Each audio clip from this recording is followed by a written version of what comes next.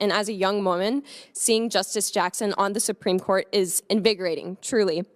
And on Tuesday, it baffled me that you would ask such flagrantly racist questions to this exceedingly well-qualified. Ted Cruz just got called flagrantly racist by a woke Ivy League student live in front of a crowd expecting him to explode.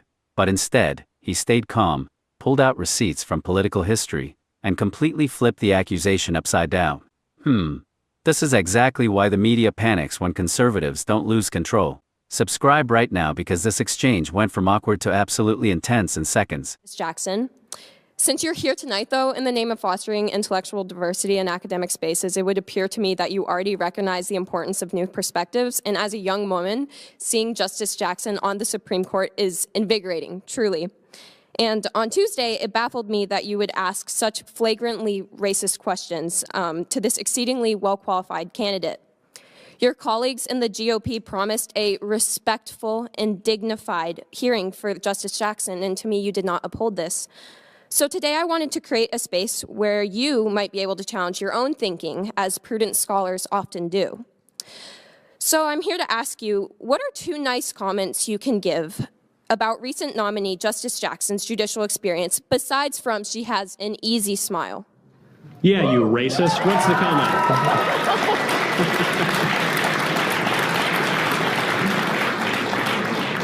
Well, let me start by thanking you for being here, and thank you for asking a substantive, important question. Thank you for engaging in a conversation. I think we all would be better off if we engage in substantive conversations.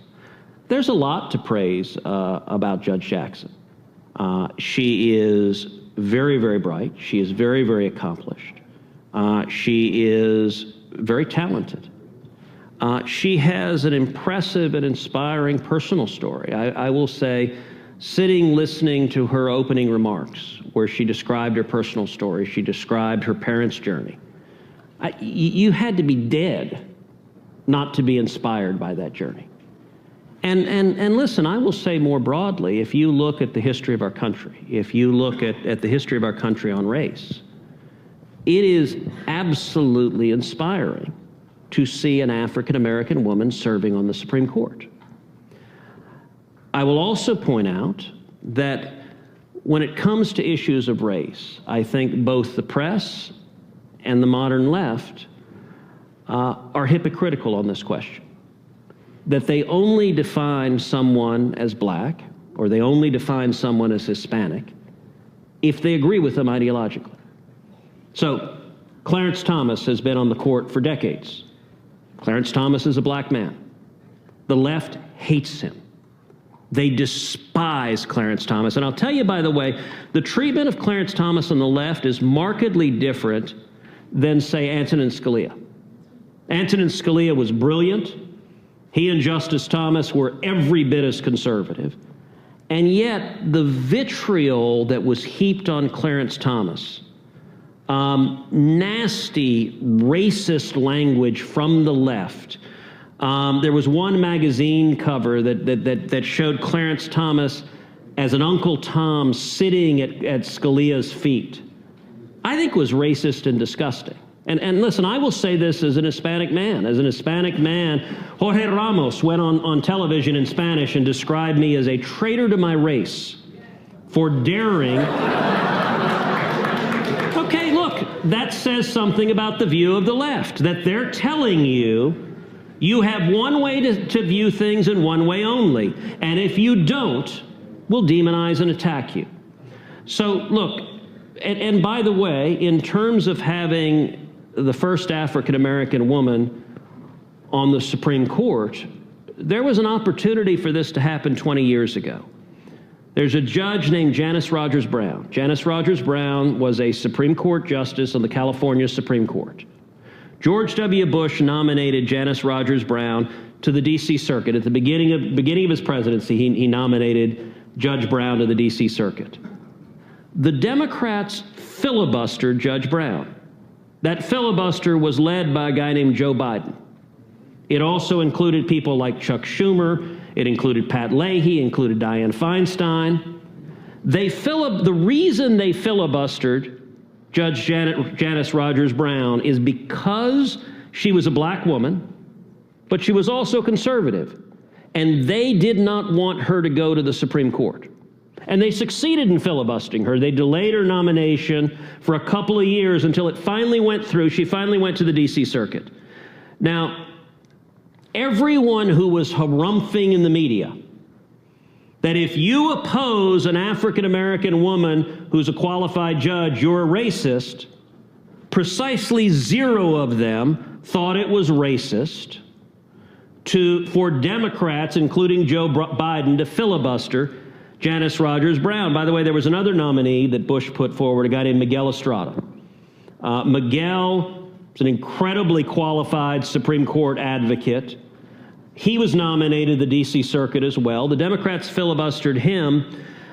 If you read the memos that were leaked from Ted Kennedy's lawyers, here's what Ted Kennedy's lawyers said about Miguel Estrada. They said, "We must stop him, quote, because he is Hispanic." That's what Ted Kennedy's lawyers said in writing. Now, I'm going to suggest to you, if you oppose somebody because of their race, that is the definition of racist. And look, I'll point out in your question, you said that my questioning of Judge Jackson was you used the term racist. Listen, racism is a horrific evil in this country. It is also an insult that the left tosses around casually. I would welcome, if you look at the questions I asked Judge Jackson, every single question I asked her concerned her record. Either her record as a judge, sentencing defendants before her, or her record writing academic materials and law reviews, or her record giving speeches to law schools. All of that is the job of the Senate in the advice and consent process. And so respectfully, I could not disagree more deeply when you say it is racist to examine a judge based on their record. If the Democrats wanted to oppose Janice Rogers Brown because they oppose conservatives, you know, do you think the Democrats were all sexist when they voted party line against Amy Coney Barrett? I'm willing to bet you don't, because she's not a liberal woman. So you can't have it both ways, which is that when a Democratic nominee has a certain characteristic, anyone who opposes them is racist or sexist or what have you.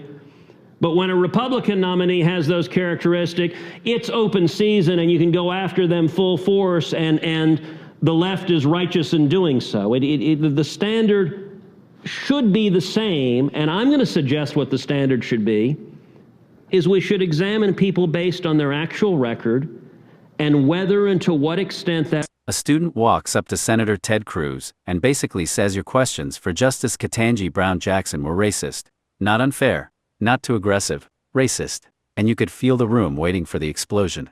You know how these moments usually go? Somebody gets emotional. The clip goes viral. Everyone screams over each other. But Cruz didn't give them that moment. Instead, he calmly thanked her for the question. That alone probably shocked half the audience. Then he started praising Jackson directly. He called her brilliant, accomplished, talented. He even said her personal story was inspiring and historic. Now pause for a second, because that completely dismantled the narrative they were trying to build. If somebody's genuinely driven by racism, they don't usually spend 2 minutes sincerely complimenting the very person they're accused of hating. But then Cruz did something even more interesting. He widened the conversation. He brought up Clarence Thomas, and honestly, this is where the whole room probably got uncomfortable, because Cruz pointed out something a lot of people notice but are scared to say out loud. Clarence Thomas has faced vicious attacks for decades, attacks far more personal and hateful than what many other conservative justices received. Cruz basically asked the obvious question. If criticizing a black Supreme Court justice is automatically racist, then what exactly do we call the treatment of Clarence Thomas? Silence. Then he went further. He brought up Janice Rogers Brown, a conservative black woman judge whose nomination Democrats fought aggressively years ago. Suddenly, the media wasn't screaming about racism back then. Funny how that works, huh? And this is really the heart of the whole exchange. Cruz wasn't arguing that nobody should disagree with him. He was arguing that questioning a nominee's legal record is literally the Senate's job. These are lifetime appointments? Senators are supposed to ask tough questions. That's called scrutiny, not discrimination. But today, too many political debates skip the evidence entirely. Instead of answering arguments, people throw labels: racist, sexist, bigot. End of discussion. And look, sometimes racism absolutely exists and should be called out. Of course it does. But when the label gets used for every disagreement, people stop taking it seriously. That's the danger. What made this moment powerful wasn't yelling. It wasn't some dramatic gotcha line. It was the fact that Cruz stayed calm while dismantling the accusation piece by piece. No panic, no meltdown, just receipts, history, and logic. And honestly, that's what frustrated his critics the most, because the entire strategy depended on him reacting emotionally. And he didn't. He turned a public accusation into a debate about double standards, media narratives, and whether disagreement itself is now considered forbidden. That's a conversation a lot of people clearly don't want happening. And if you want more breakdowns that cut through the outrage and focus on what was actually said, subscribe right now, because these moments matter more than the headlines trying to spin them.